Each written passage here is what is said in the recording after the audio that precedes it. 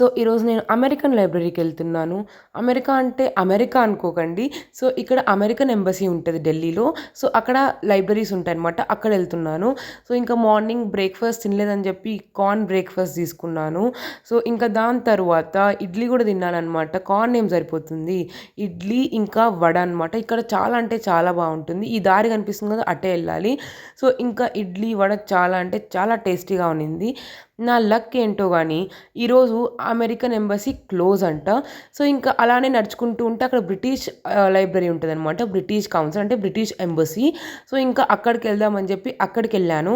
So, ఇంకా అక్కడ membership తీసుకోవాలి. నా దగ్గర లేదు బట్ విజిటింగ్‌కి అని చెప్తే అలౌ చేశారు. సో, ఇదంతా కాఫెటీరియా అనమాట. చాలా మంచి కాఫెటీరియా ఉంటదిక్కడ. సో, ఇంకిక్కడ చూసారా ఈ క్లాస్ రూమ్స్, కెఫేస్ చాలా ఉన్నాయన్నమాట. సో, ఇంకా దాని తర్వాత నేనైతే ఫస్ట్ ఫ్లోర్‌కెళ్ళి కూర్చొని చదువుకున్నాను కొద్దిసేపు. సో, దాని తర్వాత నాకు బయటకు రాగానే చాలా ఆకలేసి వెజిటబుల్ రైస్ తిన్నాను.